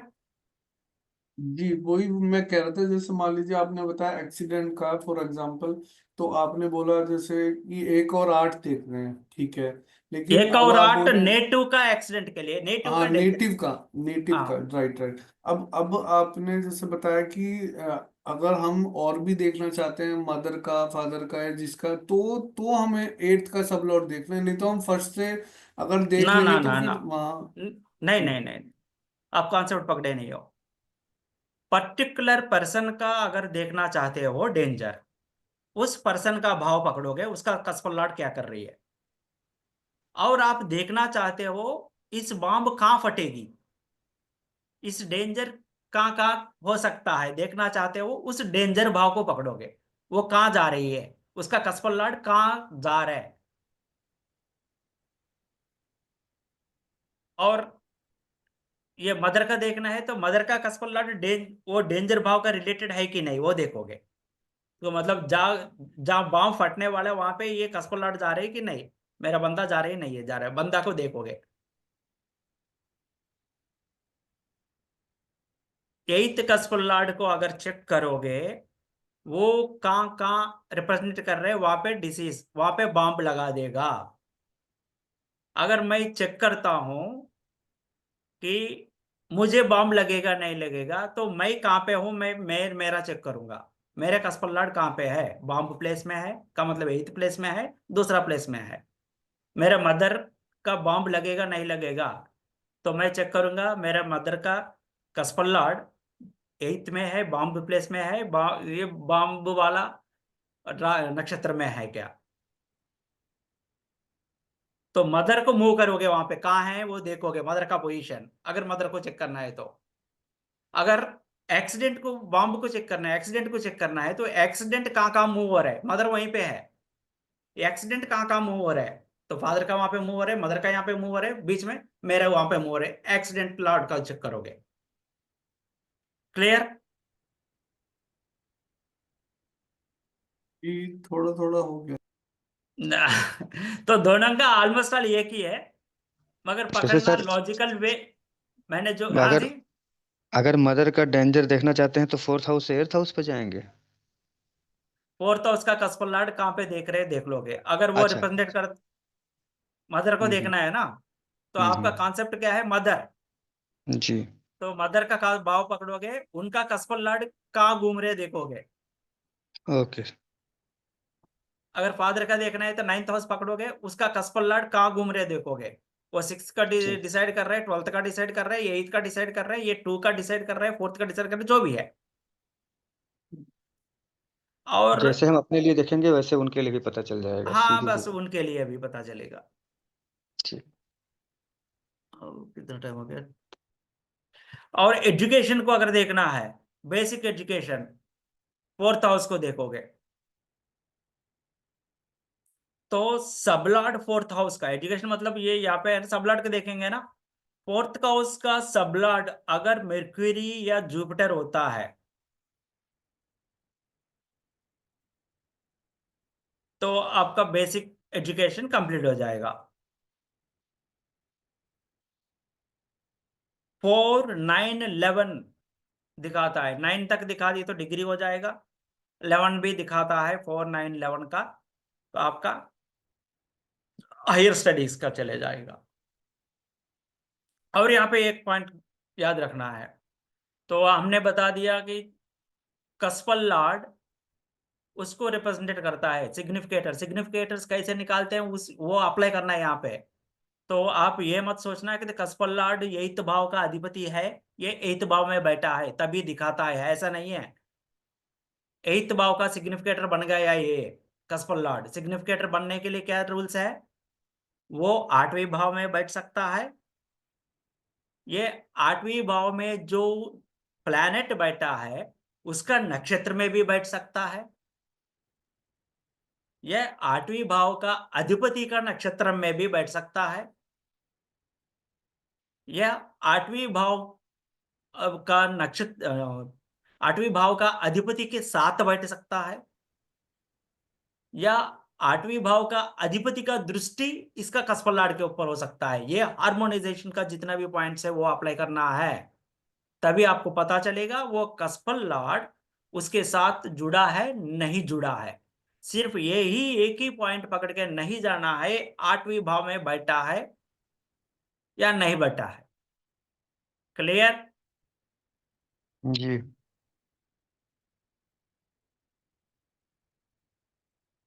अदीप जी, चंद्रप्रकाश जी, क्लियर? हाँ जी क्लियर जी। ये सर जरा दोबारा बता दीजिए एजुकेशन वाला। गिरिजा जी, आपको क्लियर?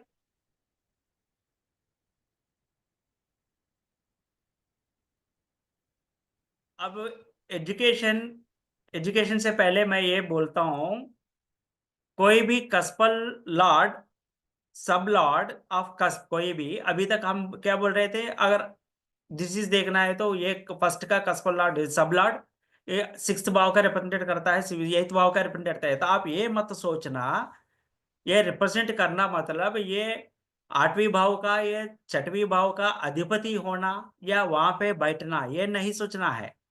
आपका सब लॉर्ड इसको रिप्रेजेंट कर रहे हैं, मतलब इसके हार्मोनाइज्ड में है, हार्मोनाइजेशन में, इन भावों का साथ हार्मोनाइजेशन में है, यह इन भावों का रिप्रेजेंट सिग्निफिकेटर है वो सिग्निफिकेटर का लॉजिक्स यूज करना है, हार्मोनाइजेशन का लॉजिक्स यूज करना है। मतलब भाव का, लग्न का सब लॉर्ड, लग्न का डिसीज के बारे में बात कर रहे हैं, डेंजर के बारे में बात करते हैं, तो लग्न का डिसीज क्या है, डेंजर कब आता है, लग्न का सब लॉर्ड 8वीं भाव को रिप्रेजेंटेट करता है, तो डेंजर होने का, नेटिव का डेंजर होने का। इसका मतलब ये है सब लॉर्ड, लग्न का सब लॉर्ड 8वीं भाव में भी रह सकता है, यह 8वीं भाव में जो बैठे हैं दूसरा प्लैनेट उसका नक्षत्र में भी बैठ सकता है, या 8वीं भाव का अधिपति उसका नक्षत्र में भी बैठ सकता है, या 8वीं भाव में स्थित ग्रह 8वीं भावाधिपति, इन दोनों का किसी वो इनके ऊपर, सब लॉर्ड के ऊपर दृष्टि भी हो सकता है। इतने कंडीशंस है, तब वो कहला जाता है वो सब लॉर्ड रिप्रेजेंट करता है 8वीं भाव को, या 8वीं भाव के साथ वो हार्मोनाइजेशन में है सब लॉर्ड, तब आपका नेटो का डेंजर तय है। ठीक है?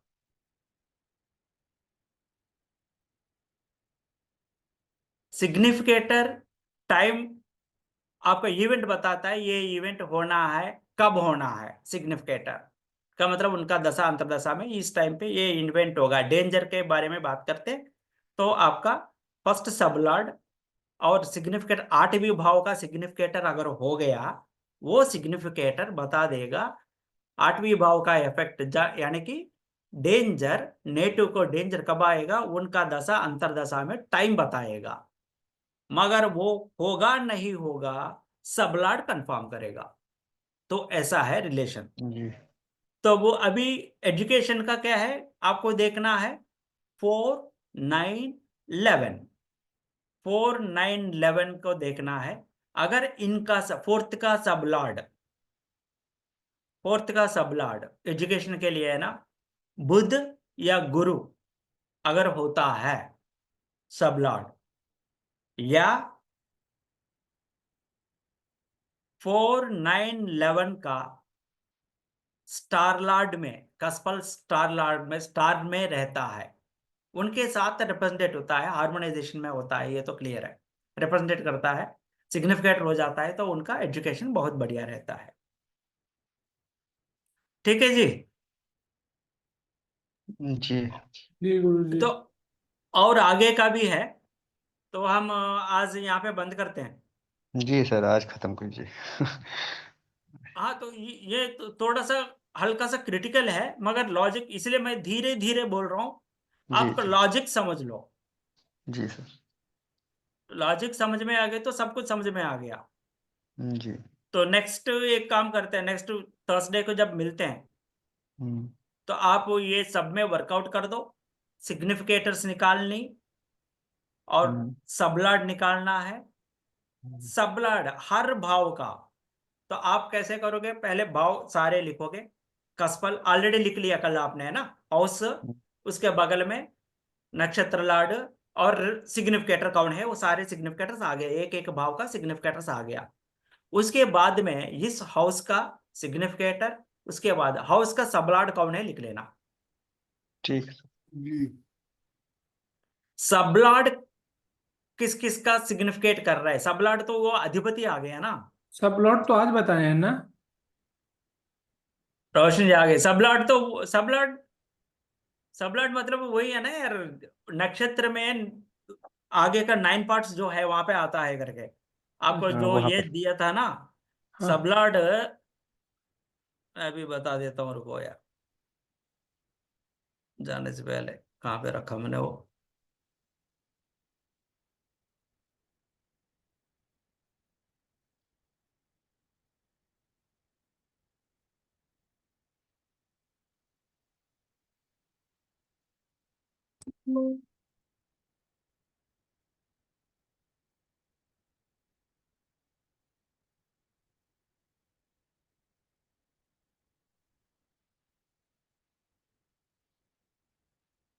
सबलाड मतलब है, इसमें ये वृषभ राशि में कोई भी प्लैनेट है, वो अगर 13 डिग्री में है तो उसका लॉर्ड है चंद्र, स्टार लॉर्ड, रोहिणी नक्षत्र में आ गया, ये दिख रहा है ना।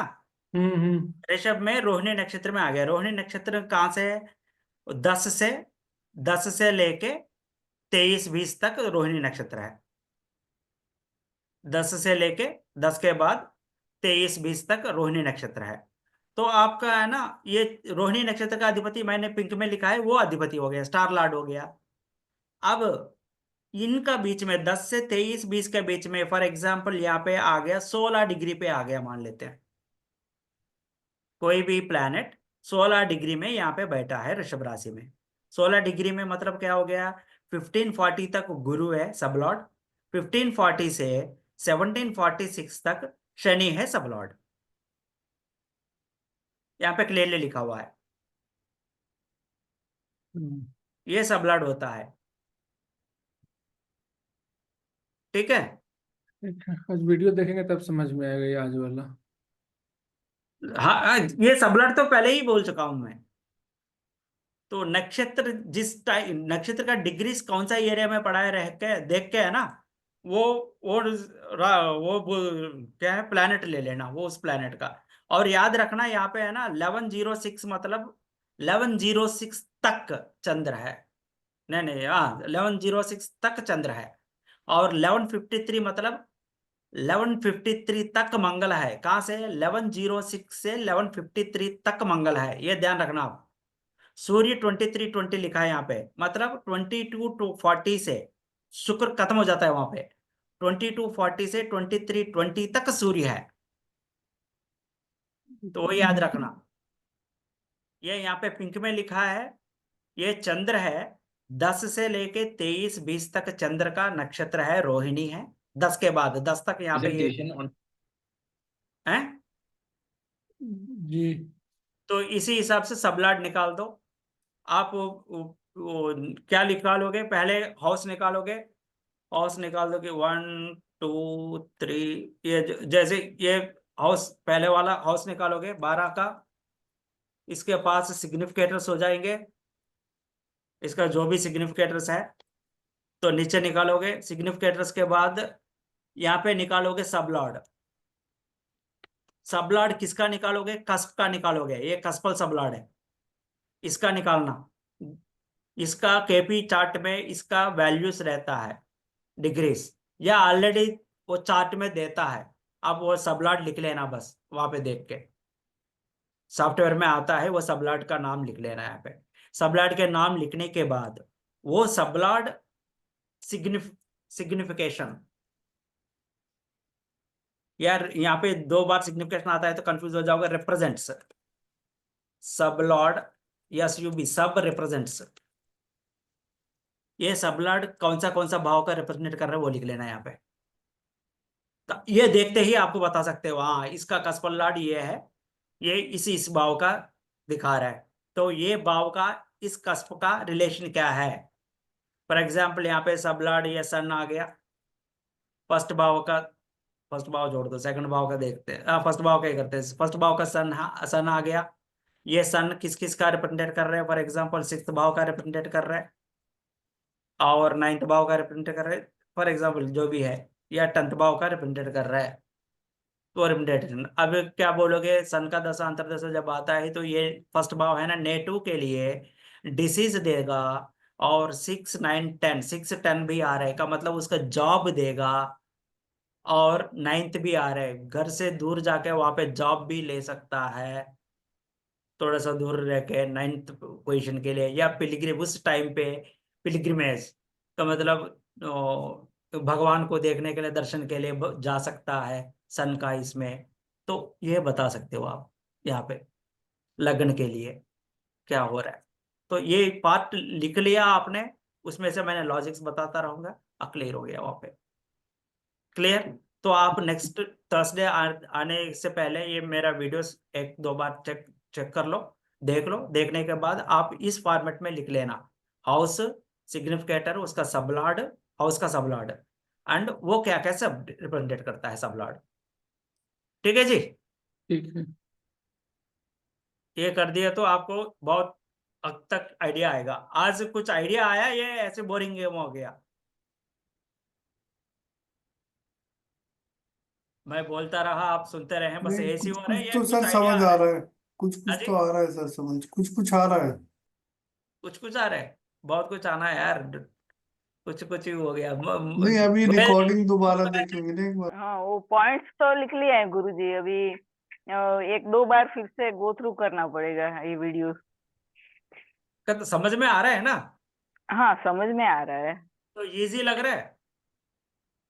हाँ, इजी है, प्रैक्टिस की जरूरत है। समझ ले तो इजी है, बहुत इजी है। हाँ, चंद्रप्रकाश जी, भाई समझ में तो आ रहा है। बढ़िया। तो 1-2 बार वीडियो देख कर लेना, जी। और नेक्स्ट थर्सडे है ना, एक कुंडली, किसी का कुंडली लेके है ना, ये जो अभी जितना भी ग्रुपिंग्स के लिए हम बात कर दिया, हेल्थ, डिसीज, एजुकेशन, मदर, ये पैरामीटर्स आज जितना भी डिस्कस किया, वो पैरामीटर्स वहां पे उस कुंडली में चेक कर लेते हैं।